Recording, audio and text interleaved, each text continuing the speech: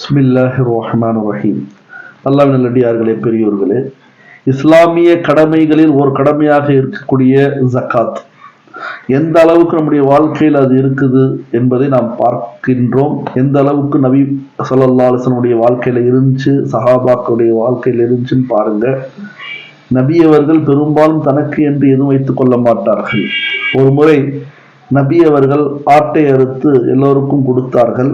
கொடுத்த பிறகு நபி அவர்கள் வீட்டிற்கு வருகை தருகிறார்கள். ஹஜ்ரத் அன்னி ஆயிஷா ரலியல்லாஹு தஆலா அன்ஹா இடத்தில் கேட்கிறாங்க, எல்லாத்தையும் கொடுத்துட்டீங்களா அப்படின்னு சொல்லும் பொழுது, எல்லாத்தையும் கொடுத்து விட்டோம் யா ரசூலல்லாஹ், ஒரு முன் சப்பையை தவிர, ஒரு தொடையை தவிர, அது தனக்காக வைத்துக் கொண்டோம் என்பதாக சொல்லும் பொழுது நபி அவர்கள் சொன்னார்கள், எதையெல்லாம் கொடுத்தீர்களோ அதுதான் பக்கியா, அதுதான் பாக்கி.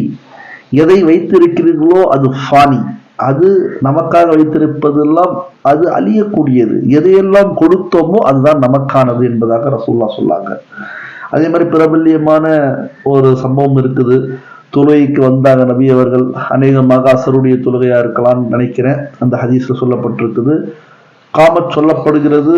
மறுபடியும் வீட்டிற்கு போறாங்க, மறுபடியும் வந்து தொழுகைக்கிறாங்க. சஹாபாக்கள் கேட்டதற்கு, நான் ஒரு தங்க துண்டு என்னுடைய வீட்டில் இருந்தது, அது பள்ளிக்கு வந்த பிறகு எனக்கு ஞாபகம் வந்துருச்சு, நான் தொழுது முடிக்கும் வரை அந்த தங்க துண்டு என்னுடைய வீட்டில் இருப்பது எனக்கு உசிதம் இல்லை, சரியானதல்ல என்று கருதி நான் போய் அன்னை ஆயிஷா ரலியல்லாஹு தஆலா அன்ஹா இடத்தில் அதை அல்லாஹ்வுடைய பாதையில கொடுத்துருங்கன்னு சொல்றதுக்கு போன, வந்து தொழுவச்சேன்னு சொன்னாங்க. இந்த அளவுக்கு நபி அவர்கள் கொடை வள்ளலாக வாழ்ந்தார்கள், இருந்தார்கள் என்பது முழு குர்ஆன் ஹதீஸ்ல நமக்கு இந்த விவரம் எல்லாம் கிடைக்கும் என்பதை நாம் விளங்கிக் கொள்ள வேண்டும். ஒரு முறை சஹாபா பெண்களிடத்தில் ஜக்காத்தை பற்றி, சதக்காவை பற்றி, தான தர்மங்களை பற்றி, கொடுப்பதை பற்றி சொல்லிக்கிட்டே இருக்கும் பொழுது வாலியை அனுப்புறாங்க. அந்த காலத்துல எப்படி இருந்துச்சுன்னு தெரியல. பிலால் ரலியல்லாஹு தஆலா அன்ஹு அவர்கள் வாலி எடுத்துட்டு போறாங்க. அந்த பெண்களெல்லாம் தசத்தக்ன, தன்னுடைய ஜக்காத்தை, தன்னுடைய தங்கத்திற்கான கடமையை ஆபரணங்களாகவே கொடுத்தார்கள். சிலர் வளைவியாக கொடுத்தார்கள், சிலர் மோதிரங்களாக கொடுத்தார்கள், சிலர் கம்மல்களாக கொடுத்தார்கள், சிலர் செயின்களாக கொடுத்தார்கள். அந்த காலத்துல எப்படி இருந்துச்சோ அதை அப்படியே கொடுத்தாங்க என்பதாக சொல்லப்படுது.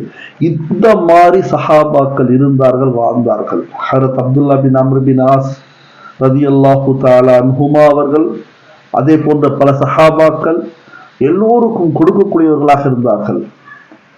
அப்துல் ரஹ்மான் பின் அவுஃப் ரலியல்லாஹு தஆலா அன்ஹு அவர்கள் ஹஜ்ரத் அன்னை ஆயிஷா ரலியல்லாஹு தஆலா அன்ஹாவை பார்த்து சொன்னார்கள், அன்னையே, நான் மண்ணை தொட்டாலும் பொன்னாகிறது. அப்ப அவங்க சொன்னாங்க, அறம் செய்ய விரும்பு, ஆறுவது சினம். அறம் செஞ்சுக்கிட்டே இருங்க, ஆறுவது சினம். நோயெல்லாம், பலா முசீபத்தெல்லாம் நீங்கிறோம். சொல்லப்படுது, ஹஜ்ரத் அப்துல் ரஹ்மான் பின் அவுஃப் ரலியல்லாஹு தஆலா அன்ஹு இறந்த பிறகுதான் தெரியும், அவர் மூலமாக 3000 குடும்பங்கள் வாழ்ந்தன. கொஞ்சம் யோசிச்சு பாருங்க, 3000 குடும்பத்தை வாழ வச்சார்கள் ஹஜ்ரத் அப்துல் ரஹ்மான் பின் அவுஃப் ரலியல்லாஹு தஆலா அன்ஹு அவர்கள். இப்படி வள்ளல்களாக உஸ்மான் பின் அஃபான் ரலியல்லாஹு தஆலா அன்ஹு, 3வது ஹலீஃபா. நபி அவர்கள் ஒரு முறை பெருநா தொழுகைக்காக போறாங்க, வீட்டுல ஒண்ணுமே இல்லை.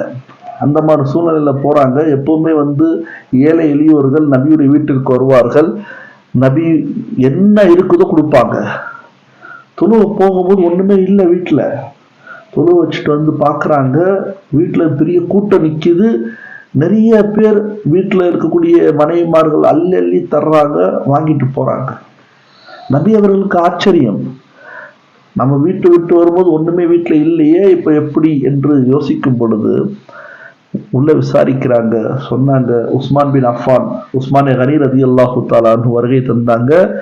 பல ஒட்டகங்களில் தேவையான எல்லா பொருட்களையும் ஏற்றி கொண்டு இங்க இறக்கிட்டு போயிட்டாங்க. இது அல்லாஹ்வுடைய பாதையில நபிட்ட கொடுத்துருங்கன்னு.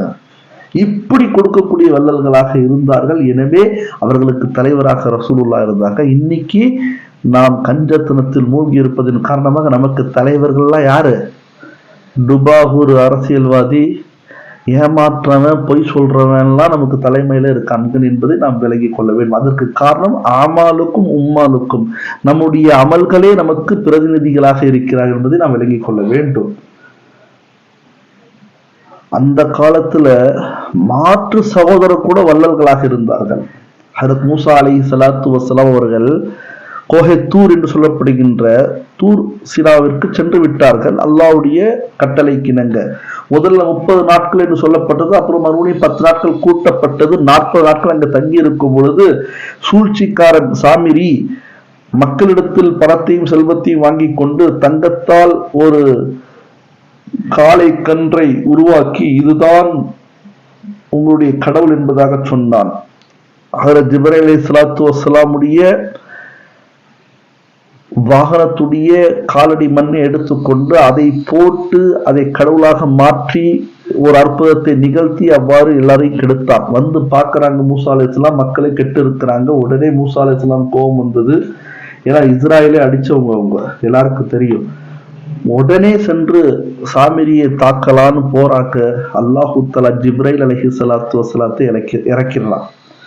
அவங்க தடுக்கிறாங்க. மூசா அல்லாஹ் ஒன்றும் செய்யக்கூடாது சொல்லிட்டான். உடனே ஹஜ்ரத் மூசா அலைஹிஸ்ஸலாத்து வஸ்ஸலாம் அல்லாஹ்ட்ட கேட்குறாங்க, இவ்வளோ பெரிய குற்றத்தை செஞ்சிருக்கான் அல்லாஹ், இவர் ஒன்றும் செய்யக்கூடாதான்னு கேட்கும் பொழுது, இல்லை விட்டுரு மூசா, என்ன மாதிரி கொடைவலெல்லாம் இருக்கான், யார் அல்லாஹ்வுடைய பாதையில கொடுக்குறாங்களோ, யார் மக்களுக்கு சேவை செய்யறாங்களோ அவங்க இயல்பா இறக்கட்டும். எவ்வளவு பெரிய குற்றம் செய்திருந்தாலும் பரவாயில்ல, எவ்வளவு பெரிய பிழை தவறு செய்திருந்தாலும் பரவாயில்ல, அவன் இயல்பா மௌத்தாகட்டும், அவனை கொல்ல வேண்டாம்னு சொன்னான். கொஞ்சம் யோசிச்சு பாருங்க. கொடுப்பது தீய மரணத்தை விட்டு காக்கும் என்ற ஹதீஸ்கள் குவிந்திருக்கின்றன. இன்னைக்கு எப்ப பார்த்தாலும் மையத்துக்கள், பல மையத்துக்கள், ஒன்று விபத்து அல்லது நோய். நான் யாரையும் விமர்சிக்கல. இதுக்கெல்லாம் காரணம் குர்ஆன் ஹதீஸை வச்சு ஆய்வு செய்தால் எனக்கு தெரியக்கூடிய அபிப்பிராயம், நாம் செய்ய வேண்டிய கடமையை செய்யாமல் இருக்கின்றோம்.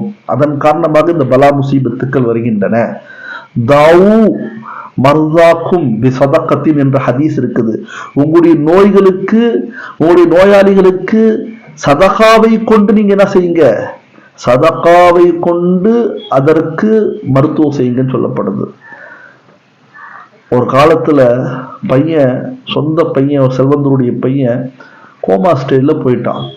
எவ்வளவோ மருத்துவம் செஞ்சு பார்த்துட்டாங்க. எல்லா மருத்துவர்களும் டாக்டர்களும் ஹக்கீம் ஹுக்கமா கை விரிச்சிட்டாங்க, ஒன்றும் செய்ய முடியாதுன்னு. அப்போ அங்கே இருக்கக்கூடிய ஒரு இறை நேசர் சொன்னாரு, அல்லாஹ்வுடைய பாதையில செலவு செய்யுங்கன்னு சொல்லும்போது செலவு செய்ய ஆரம்பிக்கிறாரு. ஒன்றும் பெருசா ரிசல்ட் கிடைக்கல. அப்ப கேட்டார், எவ்வளவு செஞ்சீங்க? இவ்வளவுதான் செஞ்சீங்களா? முழுமையாக செஞ்சு டயர்ட் ஆயிருங்க, சோர்ந்து விடுங்கள், அந்த அளவுக்கு செய்யுங்க. அல்லாஹ்வுடைய பாதையில போட்டி போட்டு செய்யுங்க, கொடுத்துக்கிட்டே இருங்க. ஏழைகளுக்கு, பசித்தவர்களுக்கு உணவு கொடுப்பது எவ்வளவு பெரிய வல்லமை தெரியுமா அப்படின்னு சொல்ல அவர் அப்படி செய்ய ஆரம்பிக்கிறாரு. கோமால இருந்த அந்த பையன் பேச ஆரம்பிக்கிறான். இதுதான் உண்மையான ஹகீகத்தாக இருக்குது. ஹதீஸ்ல இருக்குது, மா நகஸத் மாலுன் மின் ஸதகத்தின் கத்து, ஒரு காலம் ஜகாத், சதகா, தான தர்மங்கள் உங்களுடைய செல்வத்தை குறைத்து விடாது. எனவே இப்படிலாம் இருந்திருக்காங்க. கொஞ்சம் யோசிச்சு பாருங்க. நோஷீர்வான் ஒரு அரசன் இருந்தான். ஆதிஷ் பரஸ் சொல்றாங்க, நெருப்பை வணங்கக்கூடிய அரசன். ஆனால் மிகப்பெரிய கொடைவல்லன். அவருடைய விருந்து உபசரிப்பு எப்படி இருக்கும்னு சொன்னா, வரக்கூடியவங்க விருந்தாளிகளுக்கு சாப்பாடு தங்க தட்டுல வைப்பாங்களாம். அந்த மாதிரி ஒரு தடவை தங்க தட்டுல உணவு வைத்து உணவளிக்கப்படுகிறது, உபசரிக்கப்படுகிறது. அப்ப பாத்தீங்கன்னு சொன்னா, ஒருத்தர் வந்து தங்க தட்டை எடுத்து மறைச்சுக்கிட்டார், திருடி விட்டார், அபகரித்து விட்டார், அதை ஒழித்து விட்டார்.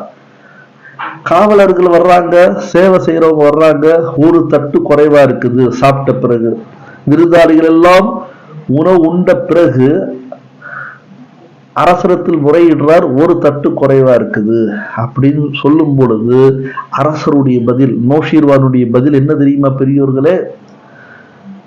அதாவது எடுத்தவர் தேவையானவரா இருப்பாரு, எடுத்துட்டு போட்டும். எடுத்தவர் தேவையானவரா இருப்பாரு, எடுத்துட்டு போட்டும். அவர் எடுத்ததை யார் பார்த்துட்டா? அரசர் பார்த்துட்டாரு. அவர் சொல்றார் நோஷிருவான், அவர் எடுத்ததை யார் கண்டாரோ யார் பார்த்தாரோ அவரு யாருடைய புறமும் பேசாதவரா இருப்பாரு, அதை பற்றி சொல்ல பழக்கமில்லாதவரா இருப்பாருன்னு சொல்லி தன்னை பத்தியே அவர் சொல்லிக்கிறார். கொஞ்சம் யோசிச்சு பாருங்க, எப்படிப்பட்ட ஒரு வார்த்தை! தங்க எழுத்துக்களால் புரியப்பட வேண்டிய வார்த்தை. ஒவ்வொரு முஸ்லிம்களுக்கும் இதுதான் தாரக மந்திரம். சஹாபாக்கள் இப்படித்தான் தியாகம் செய்தார்கள், நபிமார்கள் இப்படித்தான் வாழ்ந்து காட்டினார்கள்.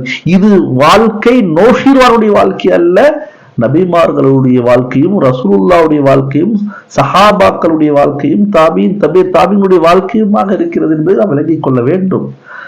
இவர்தான் அப்படின்னா நோஷிர்வானுடைய பேரை அவருக்கு மேல ஒவ்வொரு தடவை கட்டளை இட்டாப்ல அவருடைய அரசவையில, எனக்கு பிடித்த மீன் யார் கொண்டு வருவார்களோ அவர்களுக்கு நான் நன்கொடை வழங்குவேன் என்று சொல்லும் பொழுது ஒருத்தர் மீனை கொண்டு வர்றார், வித்தியாசமான மீன். நாம் எதை பார்த்து கொண்டிருந்தோம்? வித்தியாசமான மீன் ஒருத்தர் கொண்டு வந்துட்டாரு. அந்த வித்தியாசமான மீனை வாங்கிட்டு 4000 தீனார் கொடுக்குறாரு. 4000 தீனார் எவ்வளவு தெரியுமாங்க? இந்த காலத்துல 80 லட்சம். ஒருத்தர் நன்கொடை 80 லட்சமா கொடுப்பான் அன்பளிப்பு. கொஞ்சம் யோசிச்சு பாருங்க. அரசர் ஹிஸ்ரு பர்வேஸ் அவருடைய பேரு. 4000 தீனார் கொடுத்த உடனே பக்கத்திலேயே பர்வீன் பானு, யாரு? அந்த ஹிஸ்ரு பர்வேஸுடைய மனைவி. பொதுவாகவே பெண்களுக்கு கொடுக்கக்கூடிய தன்மை இருக்காது, சேர்த்து சேர்த்து வைப்பாங்களே தவிர அவங்களும் பயன்படுத்திக்க மாட்டாங்க. அது வீணாக்கி குப்பையில கூட போடுவாங்களே தவிர, ஆனால் அல்லாஹ்வுடைய பேரால யாருக்காவது கொடுக்கலான்னு வருமானா இந்த காலத்து பெண்களுக்கு சந்தேகம்தான். இதுல நல்ல நல்ல கணவர் கூட ஃபெயில் ஆயிடுறான். சொல்லி சொல்லி சொல்லி மோதி மோதி மோதி கணவருக்கு பிபி கூடியது தெரியுமா? சரி, இதுல என்ன இன்னொரு பிரச்சனை தெரியுங்களா? தானும் சாப்பிடுறது இல்ல, கொடுக்கறதும் இல்ல, தூக்கி குப்பை பெட்டியில போட்டுறது. ஃப்ரிட்ஜ்ல வச்சு வச்சு வச்சு வச்சு சாப்பிட்டு இந்த அம்மா பேஷண்ட் ஆயிடுறாங்க, சுகர் பேஷண்ட். இதுக்கு மருத்துவம் யார் செய்யணும்? புருஷன் செய்யணும். சரி விடுங்க, அந்த மாதிரி புருஷன் கூடிய தலையெழுத்து என்ன பண்றது? சரி, இப்ப அந்த பர்வீன் என்ன பண்ணிட்டாப்புல, அறிவு இருக்கான்னு கேட்டாப்புல காதுல. யார்கிட்ட?